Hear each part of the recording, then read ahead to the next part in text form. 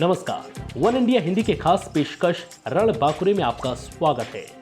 आपको याद होगा देश के वीर योद्धा अभिनंदन की देश के बाहरी दुश्मनों से रिहाई का वो दिन, जब पूरा देश अपने सपूत की सलामत वापसी पर झूम उठा था।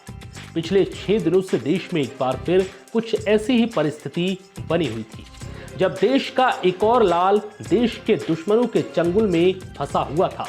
अंतर सिर्फ इतना था कि ये दुश्मन कोई बाहरी नहीं बल्कि देश के अंदर का ही था। दरअसल 3 अप्रैल को बीजापुर में सर्च ऑपरेशन के लिए सुरक्षा बलों की नक्सलियों ने घेराबंदी कर अचानक हमला कर दिया था।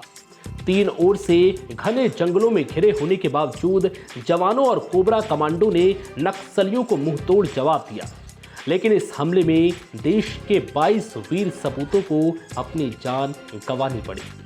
हमले के बाद नक्सली जम्मू निवासी सीआरपीएफ का कोबरा जवान राकेश्वर सिंह मनहास को अगवा कर लिया गया। राकेश्वर सिंह की अगवा होने की सूचना मिलते ही जम्मू स्थित उनके घर में कोहराम मच गया। उनकी रिहाई के लिए परिजनों ने सरकार से अपील की और वो सड़क पर धरने पर भी बैठ गए। इस बीच नक्सलियों ने राकेश्वर की तस्वीर जारी की और एक पत्रकार के माध्यम से देश को यह जानकारी दी कि राकेश्वर सुरक्षित है और उन्हें जल्द ही रिहा भी कर दिया जाएगा। इसके बाद बस्तर के गांधी कहे जाने वाले धर्मपाल सैनी ने प्रशासन और नक्सलियों के बीच मध्यस्थ की भूमिका निभाई, जिसके बाद नक्सलियों ने राकेश्वर की रिहाई का फैसला किया। इसके बाद गुरुवार शाम एनकाउंटर स्थल जोनागुड़ा से लगभग 25 किलोमीटर आगे मीरीगुड़ा के जंगलों में नक्सलियों ने 25 गांवों के आदिवासियों को बुलाकर जन अदालत लगाई। वहीं राकेश्वर को भी रस्सी में बांधकर लाया गया। उसके बाद नक्सलियों के द्वारा वहां लंबा भाषण दिया गया। फिर राकेश्वर के शरीर से रस्सियों को खोला गया और उन्हें रिहा किया। इस दौरान वहां कुछ पत्रकारों को भी बुलाया गया। पत्रकारों ने वहां का आंखों देखा हाल बताया।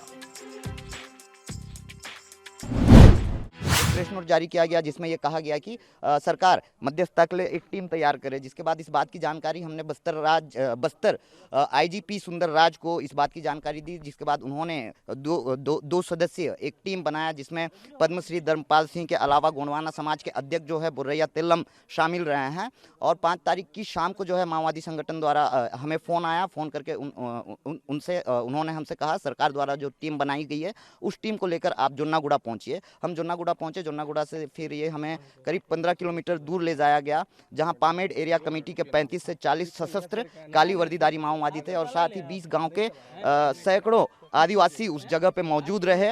और जिसके सामने जो है हमारी उपस्थिति में जवान को रस्सी से बांधा गया था, रस्सी खोल दिया गया और निशर्त रिहाई की गई और उसे जो है उस जवान को हमारे सुपुर्द किया गया। जिसके बाद जवान को लेकर हम तर्रेम थाने पहुंचे और यहाँ पे सीआरपीएफ डीआईजी कोमल सिंह के सुपुर्द कर दिया जवान को। मैं सुबह यहाँ से वहाँ निकला था जहाँ पर जवान को रखा गया था। वहाँ जाने के बाद जवान से मुलाकात कराया माओवादियों द्वारा। जवान की स्थिति अच्छी है, वो स्वस्थ है, परंतु मानसिक रूप से वो परेशान है, क्योंकि इतने दिनों तक नक्सलियों के बीच में रहना काफ़ी बड़ा वक्त होता है। मैंने उनसे पूछा तो उन्होंने कहा कि मैं रास्ता जिस दिन मुठभेड़ हुआ उस दिन वो भटक चुका था, भटक कर दूसरी तरफ निकल गया था वो, और दूसरे दिन वो नक्सलियों के हाथ लगा था। और माओवादियों का स्पष्ट ये कहना था कि वे मानवता के नाते उसे छोड़ रहे हैं और यहाँ से जाने के बाद सीधे वो उनका ये सरकार से भी माओवादियों ने अपील की कि वो सीधे जवान को सबसे पहले कश्मीर उसे घर भेजे, उनके परिवार से मिलने का मौका दें, उसके बाद उससे जो काम करवा लें वो सरकार की। एक खबर भी आ रही थी गणेश की जवान इंजर्ड है, तो क्या जवान थोड़ा बहुत इंजर्ड था? बिल्कुल, जो माओवादियों ने जो बताया वहाँ पर जाने के बाद हमने भी देखा माओवादी के जो कैंप में जवान को रखा गया था, जवान के पैर में जो स्प्लिंटर हैं वो लगे थे और बहुत ज़्यादा गहरा जख्म नहीं था, हल्का फुल्का जख्म था, जिसे माओवादियों द्वारा उसका इलाज कर उसे ठीक कर दिया गया। ये पहले ही देश ने 22 जवानों को खो चुका था और एक जवान जो नक्सलियों के कब्जे में था, और वो मेरी ही नहीं बल्कि हम सबकी जिम्मेदारी बनती है और हम सबको मिलकर एक प्रयास करना था। पूरा देश इस पर लगा हुआ था, पूरे देश की नज़र थी जवान को लेकर, और हमने भी अपना एक सामाजिक पत्रकारिता का सामाजिक सरोकारिता का धर्म निभाया है। वीर राकेश्वर की रिहाई की खबर सुनते ही उनके घर में जश्न का माहौल बन गया। खुशी में उनकी मां और पत्नी एक दूसरे से लिपटकर रोने लगे। खुशी के उनके आंसू थमने का नाम नहीं ले रहे थे। हर कोई एक दूसरे को मिठाई खिलाकर खुशी बांट रहा था। पिता की रिहाई की खबर मिलते ही 5 साल की बेटी चहकने लगी। उसने कहा कि पापा जल्द ही घर आएंगे। राकेश्वर की पत्नी ने कहा कि ईश्वर ने हम सबकी फरियाद सुन ली। इसके लिए उन्होंने सरकार को धन्यवाद दिया। वहीं मां ने भगवान का शुक्रिया अदा करते हुए कहा कि उनको उनके बेटे की रिहाई का पूरा भरोसा था। मैं बहुत खुश हूँ और मैं सबसे पहले थैंक्स गॉड भगवान को बोलूँगी, उसके बाद गवर्नमेंट को बोलूँगी, central government, state government, Chhattisgarh government, उसके बाद मीडिया को और फोर्स को बोलूँगी थैंक्स सो मच। तो किस तरह का एक पिछले 5 दिन थे, एक बहुत टेंशन का माहौल था, आपने अपील भी की सरकार से, और क्या कहेंगे जो पिछले दिन कुछ गुजरे हैं और आज खुशी का मौसम? बहुत ही गंदे दिन थे वो, ज़िंदगी के सबसे गंदे दिन थे, बहुत मुश्किल से गुजारे मैंने, बट फिर भी मैंने हिम्मत नहीं हारी, पेशेंस रखा। नहीं, वो वापस आ जाएंगे, जल्दी आ जाएंगे। दिल में यही था कि वो वापस आएंगे। तो उम्मीद कब जगी आपको कि हाँ अब वो आ जाएंगे? मुझे उम्मीद उसी दिन से थी जिस दिन मुझे हिंट मिला कि वो उनकी कस्टडी में है, उस दिन से मुझे उम्मीद थी, बट उम्मीद थी कि वो वापस आएंगे, बट ये कंफर्म नहीं था कि किस दिन आएंगे। हाँ, सरकार पे भरोसा था, बट सरकार अपनी तरफ से कुछ बोल नहीं रही थी, कुछ स्टेटमेंट नहीं आ रहा था, उसकी वजह से हम परेशान थे। बट कुछ मैं भी समझती हूँ उनके कुछ सीक्रेट्स होंगे, वो जो मीडिया को या हमें वो लूज़ नहीं करना चाहते।